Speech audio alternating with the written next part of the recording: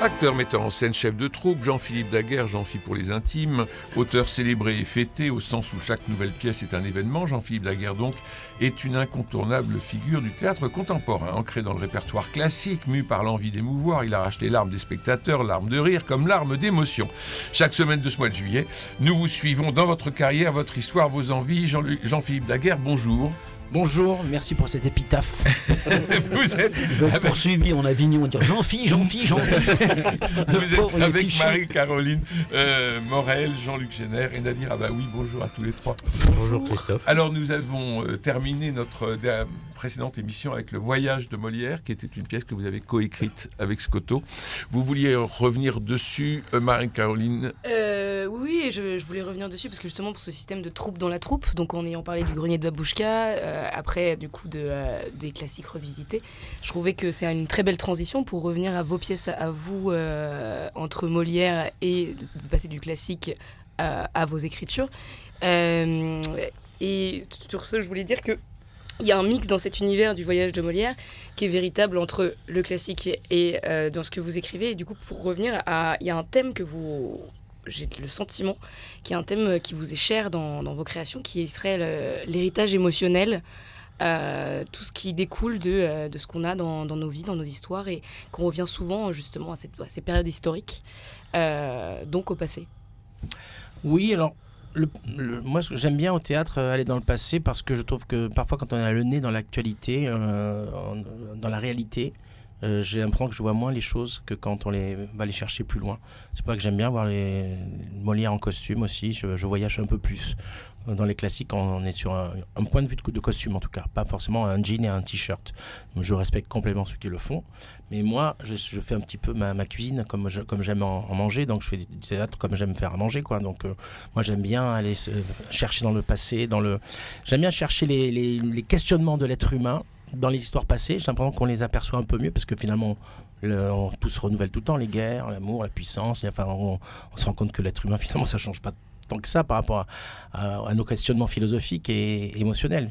Quand on fait du théâtre, on s'intéresse à ça de toute façon. Alors, première pièce, je crois, c'était Adieu Monsieur Hoffmann. Oui, j'avais coécrit avec Charlotte une pièce qui s'appelait Nous sommes une femme, que nous avons joué au petit gymnase il y a 15 ans, et au petit variété, qui a été un peu le début vraiment d'un plaisir de l'écriture. J'avais écrit avec Charlotte à 4 mains. Et à partir de là, ça m'avait encouragé, et j'avais surtout fait des adaptations pour le jeune public. J'avais adapté aussi l'opéra La Flûte enchantée de Mozart pour le Théâtre des Variétés, adapté Aladdin. Enfin, à partir des Contes des Mille et une Nuits, j'avais fait une adaptation par rapport à Aladdin, Zorro, choses comme ça. Mais une vraie création sur une œuvre originale où j'invente l'histoire tout seul comme un grand, c'était Adieu Monsieur Hoffmann. Avec le mot de la fin qui était donné par Franck Desmet et qui nous donnait à tous, qui nous faisait hérisser les poils d'émotion.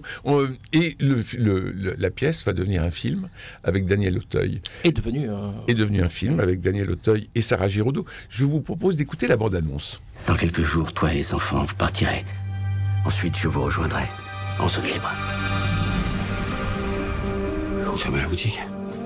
Oui, mais c'est toi qui vas la racheter. Moi, je peux pas parce que j'ai pas du tout les moyens. Si, parce que c'est moi qui vais te donner l'argent. Et à la fin de la guerre, on fera l'échange inverse. Monsieur Hoffmann. Merci. Voilà, t'es chez toi. On dirait qu'on est des voleurs. Pourquoi voleurs? On fait rien de mal. Au contraire, on rend service. Monsieur Hoffmann, qu'est-ce que vous faites là? J'ai pas réussi à prendre le train. Les Allemands contrôlaient tout le monde. Ne vous inquiétez pas, monsieur Hoffmann. Vous allez rester caché le temps, on trouve une solution. À ta place, je ferai attention. Je recommanderais votre travail. Attention à quoi? Avec le risque qu'on prend en vous cachant ici. Faut mieux être bien avec eux, non? Tu me payes combien? Disons la même chose que ce que vous me donniez avant. Vous allez enfin pouvoir travailler sur des pierres dignes de ce nom. Espèce de salopard! Tu me fais travailler sur des bijoux volés aux Juifs. Ouvre! Soyez raisonnable. Remettez-vous au travail. Bonsoir, monsieur l'homme. Monsieur le bijoutier. Santé. Tout ce que je fais, c'est pour toi, tu comprends? Ça, c'est pour nous protéger, nous. Arrête de me regarder comme ça! Vous avez de la chance. Mais la chance, c'est comme la guerre. Ça ne dure pas. T'es fou. Mais on vit une période de fou.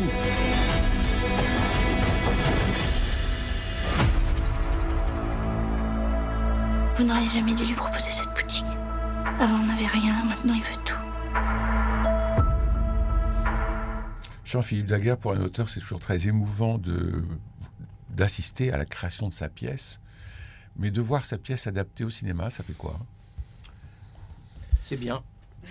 Ah, Mais voilà. ça reste. Non, mais j'ai très, très flatté. Et, j'adore en plus les gens Fred Cavaillé qui l'a réalisé, c'est un ami de 30 ans. Donc le fait que ce soit Fred qui l'ait fait, ça m'a beaucoup touché. En plus, il a fait son film inspiré de ma pièce. C'est pas exactement la pièce, mais c'est pas l'idée. Je pense que quand on reprend une pièce ou un roman, on n'est pas là pour faire exactement le cinéma. Et c'est un autre art, une autre façon de montrer les choses. Donc, j'ai lui laissé le bébé complètement. Il a fait ce qu'il en a voulu. Il m'a consulté par rapport au scénario souvent, en suivant son histoire qu'il a imaginée par rapport à la mienne, mais en ne reprenant pas exactement la même que la mienne.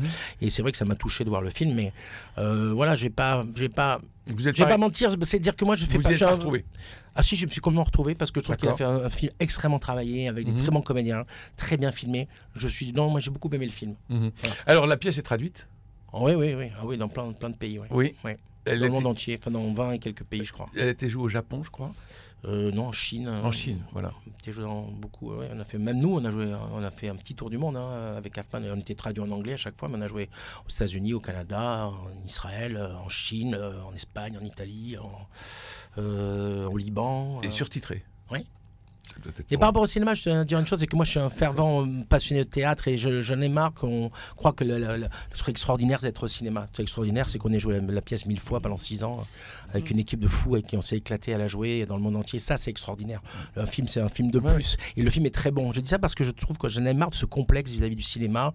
Je pense qu'il n'y a rien d'inégalable que le théâtre. Je suis désolé de le dire mais je mets ça. Il faut le dire. Non mais je le pense. Non mais je le dis parce que je le pense. Moi aussi. Donc j'ai décidé de ne jamais être complexé par rapport à la télévision ou au cinéma. Pour moi, l'art majeur, c'est le théâtre. On pourra toujours dire que c'est autre chose, mais pour moi, c'est le théâtre. Parce que je trouve que c'est une aventure qui est au-delà de quelque chose qu'on capte comme ça. C'est quelque chose de complètement qu'on ne peut pas définir. Quelque chose que jamais l'intelligence artificielle pourra changer. C'est quelque chose d'extraordinaire, le théâtre. Donc moi, quand on a dit c'est la consécration, c'est le film, non. Je suis ravi qu'il y ait le film et vraiment, j'ai pris beaucoup de plaisir à le voir. La consécration, c'est de réussir à jouer pendant 6 ans avec des camarades, plus de 1000 fois un spectacle avec autant de plaisir à le faire. Ah, c'est formidable. Jean-Luc Génère. Je peux qu'applaudir à ce que tu dis. C'est le théâtre, c'est le cœur du théâtre, c'est l'éphémère. Et l'éphémère, c'est le microcosme de la vie, quoi. On peut pas. Et puis en plus de ça, au théâtre, le spectateur est créateur. On n'est pas. Voilà. Tandis qu'au cinéma, c'est un produit fini devant lequel, Tandis que là, le théâtre, il se fait ensemble avec les publics, avec les acteurs, avec tout ça. C'est ça qui fait le génie du théâtre. Moi, faire du cinéma, ça me. Alors après, monsieur. Gonflerait. Après, adieu, monsieur Hoffman. Il y a eu La Famille Ortiz. Oui. Moindre succès. Oui, mais en fait. C'est impossible de passer derrière Hoffman. Donc moi, comme j'avais quand même 50 ans quand j'ai eu les Molières sur Hoffman, j'avais été tout à fait préparé. Je savais très bien que je ferais pas autant de succès. Et je pense que je ferai jamais autant de succès qu'avec Hoffman. Mais c'est pas pour ça qu'on arrête de faire du théâtre. Bien sûr. Donc j'ai écrit mais l'histoire. Quelle énergie dans La Famille Ortiz. Moi, j'ai adoré écrire cette pièce. Et puis on a eu une jolie tournée aussi. Et on a été pris par le Covid. Ah ben ça c'est difficile pour moi de juger. J'ai aucune par rapport à mes pièces. C'est comme des enfants. On met plusieurs enfants. C'est un peu plus dispersé. Ce qui fait ouais, mais je trouve qu'il y a des moments de poétique dans. Enfin moi, quand je relis certains passages de La Famille Ortiz, je trouve j'en ai pas d'aussi beau dans Hoffman. Mais Hoffman a un truc qui fait que c'est à ce moment-là, dans l'histoire, il y a un truc qui fait que c'est la pièce, elle arrive au bon moment. Ortiz, au moment où elle est devenue vraiment mature, on a surtout avec tous les événements, on avait de plus en plus de monde, on avait une jolie tournée, il y a tout qui est arrivé dessus, les planètes n'étaient pas alignées. Hoffman, elles étaient alignées. Mais après, c'est en faisant Ortiz, sur l'histoire d'un torero, tout ça, je sais très bien que je vais au casse-gueule, c'est sur une famille d'un ancien torero. Dès que tu mets de la corrida dans un spectacle de théâtre, tu prends beaucoup de risques aujourd'hui, sauf dans le subventionné, mais dans le privé, je savais que j'allais. J'ai fait un spectacle que j'avais envie de faire. Hoffman m'a permis de le faire. Je me suis régalé à le faire. Après, évidemment, je laisse les gens. Il y a des gens qui préfèrent Ortiz à Hoffman, mais c'est vrai qu'Hoffman, c'est mon grand succès populaire.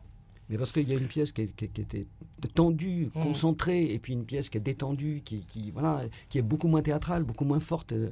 le secret du théâtre, c'est quand même les unités de lieu, d'action. Nadir, peut-être. C'est ça qui fait le cœur de la... Nadir Amaoui.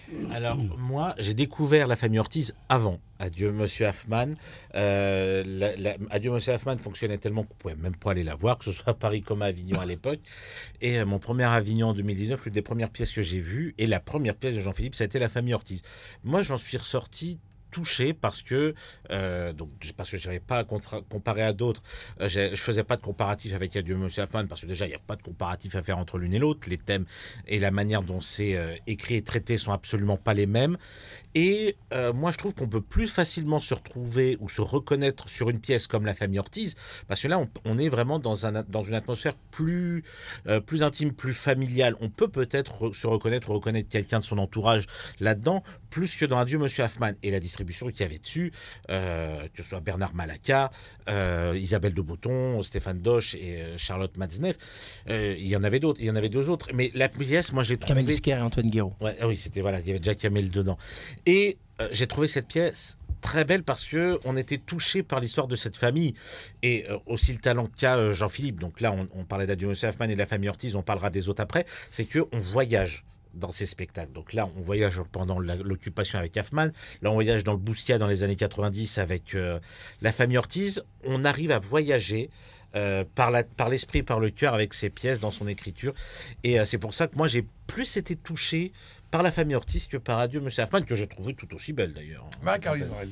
Alors moi j'ai appris quelque chose qui m'a étonnée, c'est qu'il paraît que comme Hoffman et Le Petit Coiffeur, vous aviez mis 9 ou 10 jours pour écrire ces pièces. Oui, toutes les pièces que j'ai écrites, ma V1, elle dure à peu près une semaine. Après, je retravaille sur la V2, V3, selon, mais j'écris extrêmement vite. Parce que j'écris nuit et jour, je m'isole et je pars dans... Mais je mijote pas mal pendant quelques mois. Je note sur un carnet, sur mon téléphone, des phrases, des choses, des idées. Puis après, je me lance dans la première scène et je connais à peu près mon histoire, mais je ne quadrille pas du tout mon histoire. C'est vraiment mes personnages, c'est Voltaire, je crois qu'il dit ça, ce sont mes personnages qui m'écrivent. Une fois que je suis dans les personnages, ils me racontent l'histoire après. Elle s'invente au fur et à mesure de c'est vraiment une histoire d'inspiration, je le dis parce que je travaille beaucoup la nuit, je suis réveillé, j'ai une idée, et je vomis tout ce que j'ai à dire et j'essaye de le recadrer après, de le nettoyer. J'écris très vite. Alors, Le Petit Coiffeur était parti d'une photo. Oui, ben, c'était cette photo, la tondue de Chartres, qui est la plus célèbre de toutes les tondues, avec cette femme qui a une croix gammée gravée sur le front avec son bébé dans les bras, qui est conspuée par une foule de femmes et d'enfants et de personnes, des vieillards qui l'a conspuée dans les rues de Chartres. C'est la photo la plus célèbre qui fait le tour du monde, donc du coup, qui était faite par Capa, qui était très connu à l'époque pour Life Magazine. Du coup, à partir de là, j'ai imaginé le destin du petit coiffeur qui avait été obligé de tondre cette femme. Je ne l'ai pas vu, mais ça donnait envie de le voir. Je sais pas. L'occasion n'a pas fait le larron. C'est une pièce. On va la reprendre au Théâtre des Gémeaux à Paris à la rentrée, donc j'espère que tu viendras la voir. Et alors, la dernière... Ou à Avignon, là, en ce moment, oui, à 10h. Je ne vais pas, en définition. Alors, pareil, j'ai lu un truc, ça fait 2 fois que je lis. Est-ce que c'est vrai? Paraît-il que Le Petit Coiffeur va être également adapté au cinéma. Oui. Alors, c'est plus compliqué en ce moment parce que c'est Mounia Medour qui fait l'adaptation. C'est la réalisatrice qui a fait Papicha. Et en fait, ça s'était très très bien parti, sauf que le rôle principal, la comédienne qui est quelqu'un de, comme on dit, bankable, a eu une proposition énormissime, je crois, de Netflix, qui fait que on est obligé de rebâtir le casting. Alors moi, je dis moi je m'en occupe pas. C'est pareil, c'est une adaptation très libre, mais c'est vrai que j'aime beaucoup la réalisatrice. J'avais beaucoup aimé Papicha, et donc j'étais très heureux que ce soit une femme aussi qui reprenne ce projet. Donc en effet, il devrait être tourné normalement cette année, mais je pense que ça va être un peu reporté. La nouvelle, il faut rebâtir le casting qui était construit sur cette comédienne. Donc, bon. Alors ensuite il y a Le 8e ciel, qui est une pièce que j'ai beaucoup aimée, beaucoup. Et notamment il y a un passage. Alors vous l'avez vu? Non, c'est sur les migrants. C'est une question de. C'est pas sur les migrants. Non, c'est une question de migrants. Il y en a aussi. Oui. Mais c'est pas une pièce sur les migrants. Et sur la retraite, moi je plus sur ça. Charlotte Matzneff est incroyable. Charlotte Matzneff est incroyable. Et alors Bernard Malaca. Mais Bernard est formidable. Et il y a une scène entre l'homme et la femme. Florence Pernel. Voilà. Et elle veut ouvrir la maison à tous les migrants du monde. Et lui dit, mais enfin, tu déconnes complètement. Et on a le verre à moitié vide et à moitié plein.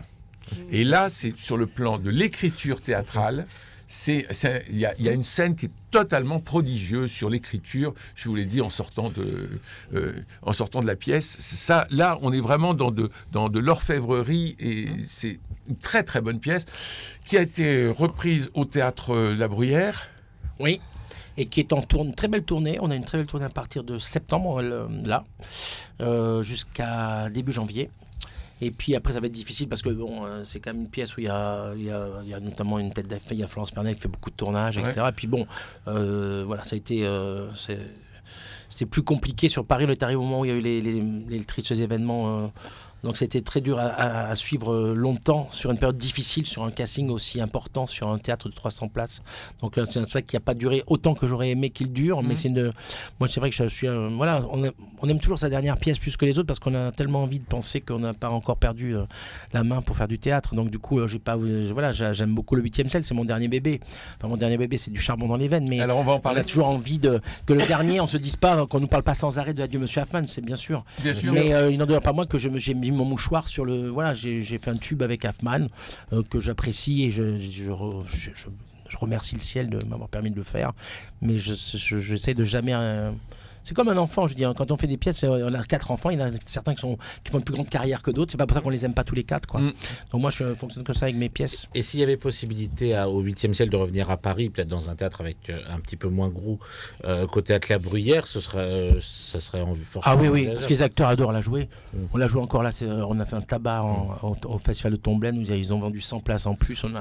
Les acteurs adorent la jouer, ils adorent. Franchement, moi non, mais je dis pas qu'on la rejouera pas, mais on a une très jolie tournée déjà, et c'est des histoires de planning, et puis j'ai beaucoup de comédiens très pris aussi. Ouais, j'ai une petite question justement par rapport au Grenier de Babouchka où il y a 80, on l'a dit, 4 comédiennes et comédiens.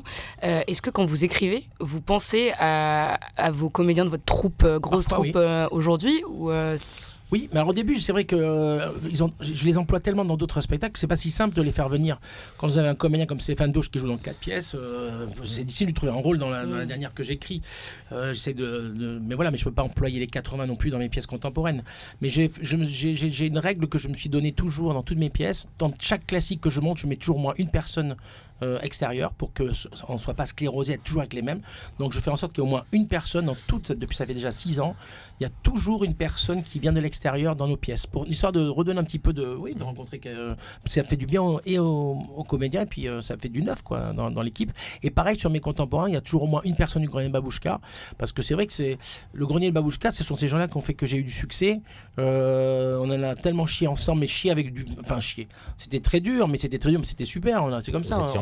On était ensemble, et puis voilà, donc à partir du moment où arrive le succès, il y a quelque chose d'un peu terrible, et c'est très embarrassant de tout d'un coup avoir autant de succès sur Hoffmann, même au niveau matériel. J'ai gagné beaucoup plus d'argent, tout d'un coup tu te trouves dans une catégorie, tu t'embourgeoises de façon presque tu peux rien, mais c'est très compliqué par rapport à ce travail-là. Il y a un rapport philosophique dans ta condition d'artiste, comment tu vis ça par rapport aux autres, mais j'ai toujours voulu ne jamais sacrifier, maintenant qu'il y a eu le succès avec les contemporains, sacrifier la base, c'est-à-dire le Grenier de Babouchka. Je m'en fais un devoir et un plaisir, donc j'essaie toujours d'essayer de rendre l'appareil, et c'est pour ça que je suis fidèle avec mes compagnons et artistiques et comédiens et décorateurs et costumiers, parce que s'ils n'avaient pas été là au départ, j'aurais pas eu autant de succès sans eux, donc j'essaie de rendre l'appareil quoi. Alors parlons de la toute dernière, du tout dernier bébé, c'est du charbon dans les veines, où il va être question de mine, de mineurs et d'accordéon. On est en plein dedans là, on joue au chien qui fume là en ce moment. Ouais. Je joue dedans en plus, donc je suis content. Non, c'est une pièce qui me tenait énormément à cœur pour plein de raisons personnelles par rapport à des amitiés que j'ai, qui ont vécu, qui sont des petits-fils ou des enfants de mineurs. Puis j'ai vu une émission de l'INA en 1958 d'une famille. Ça a duré 20 minutes, j'ai eu un coup de foudre sur cette histoire. Je voyais des gamins de 18 ans qui creusaient à 700 mètres 6 jours sur 7, qui en faisaient 40 et qui le soir élevaient des pigeons voyageurs. Donc je trouvais ça très beau comme image, d'être enfermé dans le noir et de s'occuper de pigeons voyageurs, de les lâcher dans le ciel, et les voir le dimanche revenir comme ça. Donc j'ai trouvé cette image très belle, et du coup j'ai construit toute une histoire et qui a mélangé énormément de thèmes sur l'amitié, l'amour, et puis surtout sur le début de l'immigration marocaine aussi, parce qu'on qu'on ne sait pas, je ne savais pas, c'est que l'immigration marocaine est d'abord venue chez les mineurs. Et je trouve qu'aujourd'hui, dans les problématiques qui se posent avec la migration, tout ce qui se passe, qui est une problématique qui est éternelle, mais bon, il n'empêche que je trouvais ça intéressant de raconter cette histoire de cette petite Leïla que j'ai inventée, en tout cas, qui veut, pour s'intégrer au ch'ti, qui apprend à jouer de l'accordéon, pour intégrer l'orchestre de la mine. Donc j'en ai fait le cœur de l'histoire et je trouvais beau d'aborder ça où on est surtout chez les gueules noires, où il y a les Polonais, les Rital, tous ces trucs, mais c'est surtout des gueules noires. Et chez les gueules noires, tout d'un coup, il y a un racisme qui devient différent par rapport au labeur et à l'amitié et au respect. Cette comédie sur scène, Gilette Bréard, Raphaël Cambrai, vous, Jean-Philippe Daguerre, Théo Dussolier, Julien Rattel, Alain Rebel et Jean-Jacques Vanier. Ouais, il est extraordinaire. Il est formidable. Extraordinaire. Il fait le rôle de Sostène, cette espèce de mineur qui a la silicose, qui est condamné, mais qui s'occupe qui est le chef d'orchestre, et qui est un philosophe de comptoir et qui essaye d'amener sa vitalité dans les derniers jours de sa vie. Un personnage très poétique, très beau, qui lui ressemble. Mais oui, mais alors ça c'est le succès garanti. Il faut dire que cette pièce est publiée à l'Avant-Scène Théâtre dans la collection, juste à l'Avant-Scène Théâtre, du charbon dans les veines, Jean-Philippe Daguerre, donc on peut la lire. Si on n'a pas la chance d'être à Avignon, elle passera à Paris ensuite. Oui, elle sera au Théâtre Saint-Georges à partir de janvier 25. Bigre, ça c'est bon. Bien, ça. Voilà, ça donne encore envie de rentrer de vacances pour vite plonger dans l'hiver. Marie-Caroline, vous aviez quelque chose à ajouter sur le théâtre de Jean-Philippe Daguerre? Moi je reste très admirative et justement vous parliez de cette musique que vous utilisez dans vos écritures et dans vos mises en scène et je voudrais savoir si justement vous comptiez envisager une comédie musicale ou quelque chose comme ça. Je sais que c'est un sujet qu'on abordera la semaine prochaine sur l'avenir, mais la musique fait vraiment intrinsèquement partie de vos créations. Oui, mais c'est vrai que du théâtre musical, j'en ai fait beaucoup. J'ai quand même adapté La Flûte enchantée, que j'ai mis en scène au Théâtre des Variétés. Ça paraît pas, mais c'est une forme de... C'est pas une comédie musicale, mais c'est un spectacle qui mélange le théâtre et la musique et les chanteurs pour de vrai. En fait, la comédie musicale, c'est quelque chose que je peux apprécier, notamment chez les anglo-saxons, qui savent faire ça très très bien, et chez les Américains, chez les Français, je trouve qu'il y a des grands talents, mais on a encore beaucoup de retard sur la façon... C'est pas notre culture. C'est pas notre culture et je trouve qu'on a beaucoup de retard technique quand on voit le travail du son qui est fait quand on va en Angleterre.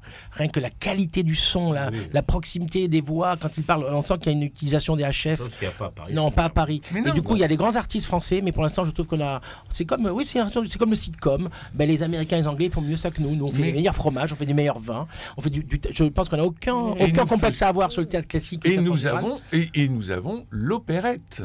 Ah oui, nous, les Français, nous avions l'opérette. Mais oui, mais il faut relancer ça. Nous avons un goût pour l'opérette et nous avons un savoir-faire de l'opérette que les anglo-saxons n'ont pas. Et eux, ils ont le savoir-faire de la comédie musicale que nous n'avons pas. Mais il faudrait relancer l'opérette et relancer le vaudeville avec ses chansons, parce qu'en France, tout se termine en chanson. Moi, j'avais vu La Flûte enchantée, j'avais trouvé ça très bien. Merci. Non, mais vraiment. J'ai pris énormément de plaisir à le faire parce que j'avais plein de chanteurs lyriques de très haut niveau. C'était très beau, c'était vraiment ça. Simple, c'était très bien. Des variétés. C'était aux variétés, oui. Le 8e ciel va être redonné. Donc, là, il est en tournée à partir de septembre, voilà, pour 30 et quelques représentations. Donc finalement. En France, et en Suisse et en Belgique aussi. Donc finalement, à Paris, au mois de septembre, vous avez combien de pièces ?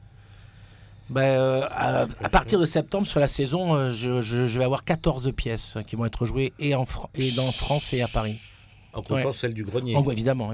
Ah oui, non. En création, j'en ai 4-5 parce que j'ai aussi Le Petit Coiffeur qui sera joué à la Comédie Odéon de Lyon pendant 4 mois aussi. Par des professionnels là-bas, dans ma mise en scène, mais avec des comédiens sur place. Comme l'a été Monsieur Comme j'ai fait pour Monsieur Hoffman. Ça laisse rêveur, non Non, moi je trouve ça très bien. Non, mais 14 pièces, ça laisse rêveur, non Tu me dis ça, moi. Pour moi, c'est rien du tout.